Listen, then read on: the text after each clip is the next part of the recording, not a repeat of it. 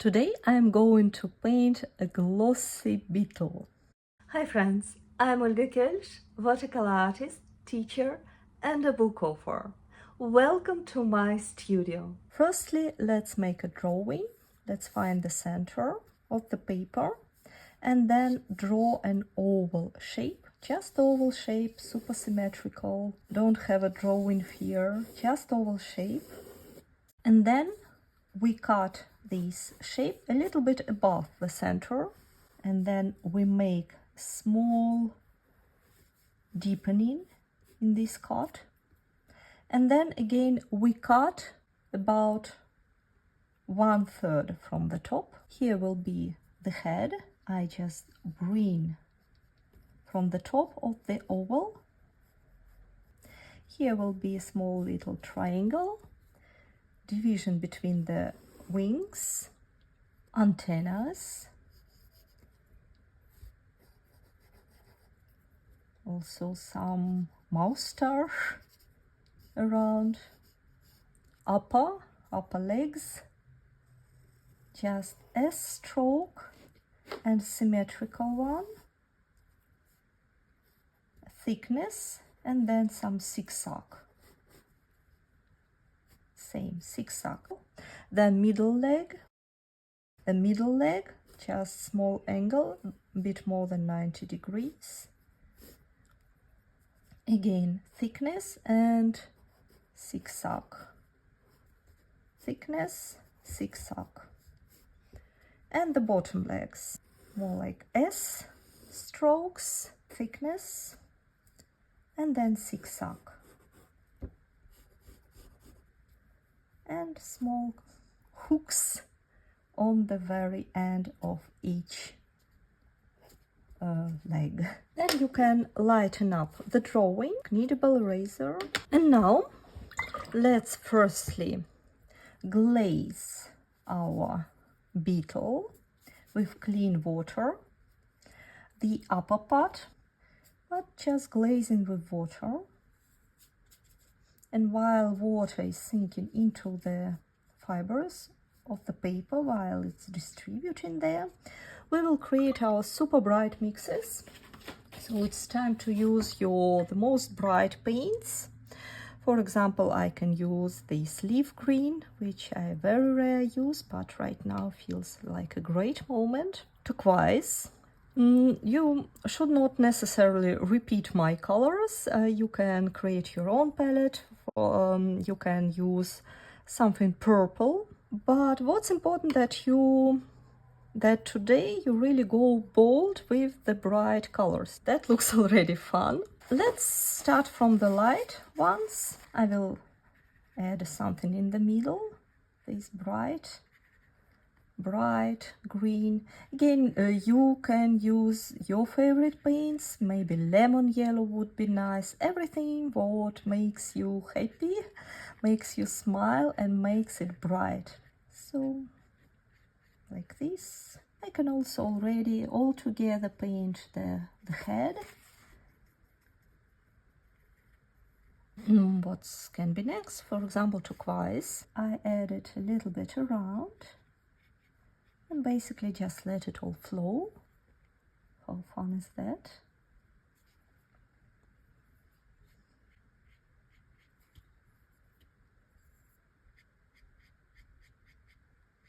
Once you notice some water drop, for example like this, you dry a brush with a paper towel, go around, use your brush as a sponge and remove it.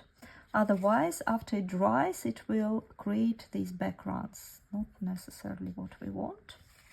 Now some green, phthalo green. Just have a look at your beetle. What does it say to you? Maybe it says, yes, I want more green, let's add more green, don't be greedy. In principle, I'm not much interfere in what's happening around. I just follow the flow.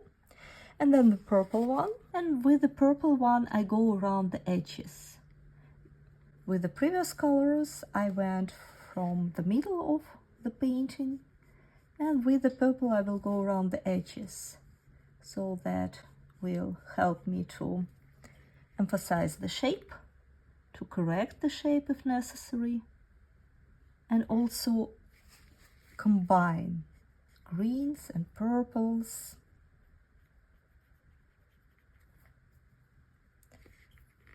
Everywhere you see you can add a little bit more, just add. Here will be the very dark division between,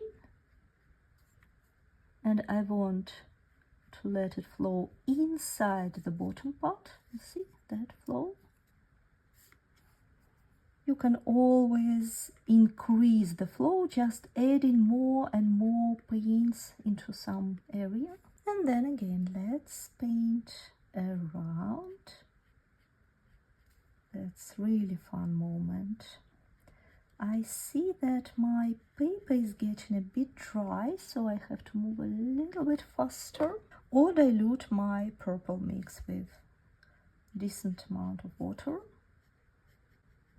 You see, once I added water, the flow recovers, the flow increases again.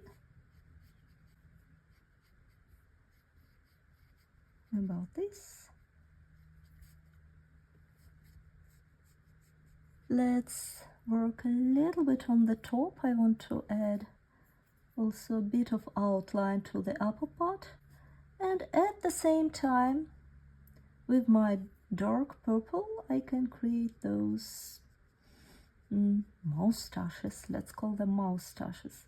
Just dry brush strokes and connect them to the head.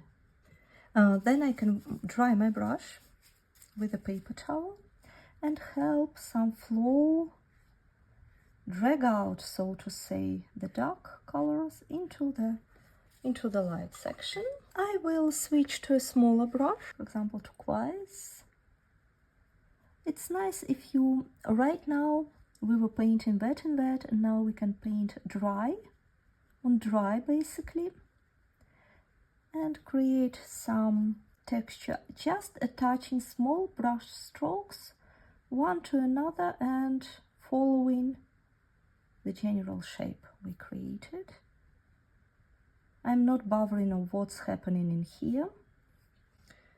Now I work on the legs. I can add a bit of purple into my turquoise details with the tip of the brush. Brush strokes, small brush strokes, like you would be painting a pine tree, for example, little pine tree. One side, it's convenient to paint in pairs. No need to try to be super symmetrical, but it's nice to keep them slightly in the same style. And then purple in the middle, and just let it spread how it wants. Small brush strokes, dotted lines, little hook at the edge, another almost dotted line with a little hook at the edge. Switch to phthalo green for the bottom legs, and again a bit of pine tree painting, attaching small brush strokes one to another. Maybe a bit more of turquoise. Just play around with your paints, what you have. Try to work relatively quick, so you will have enough time of wet paper to add purple inside. And then let's finish it with nice dotted line, small little hook, dotted line, small little hook. And there are also some details, another hooks. I forgot antennas. Small dotted line and a bit of thicker construction on the top. Dotted line and a couple of brush strokes on the top. Now I wash my brush, my small brush, dry it with a paper towel, and with clean damp brush I will add some watery brush strokes. lifted white strokes. Now let's make it all completely dry, and after that we will add a couple of details. You see, once it dried, it's not that bright anymore.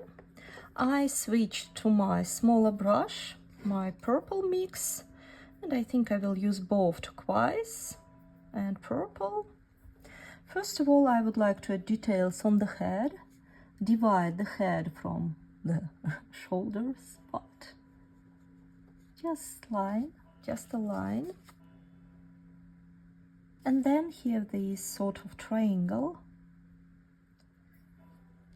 which I also will, I can make it in lines or I can make it in dotted lines to have a little bit more of texture on the top. And I can add a sort of texture just with tipping moves of my brush. Little hairs around, a dry brush, small brush strokes. Now important part, we need to connect body and the shoulders. Just very dark purple and dry brush stroke in between to connect them. You just fill in this gap, this white gap, with your darkest purple. Division between the wings. You can again paint small triangle in the middle, and from this triangle draw a line down. Now it would be nice to add a bit of dark layer on the very bottom. You see, once we're adding darker paints around, it makes it really pops up. I would like to add a small outline on one side and on the other side for the same purpose, and a little bit on the shoulders about this. Add details to the legs. Or maybe you feel that this is really enough, that's also fine. If you have some golden watercolor paints, gold or silver watercolor paints, that's a great opportunity to use it. I think gold would be great here, especially on these dark parts. It's relatively dry consistency.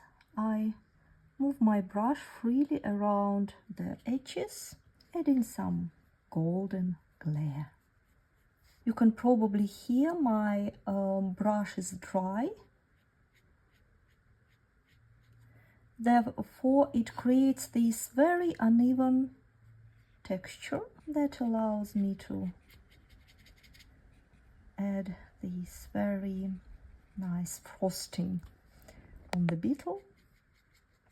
All these metallic paints, they work better on dark surfaces. Our beetle is ready. Thank you so much for painting with me. I hope you enjoyed this class. Please let me know in comments what would you like to paint next, and see you soon. Bye bye.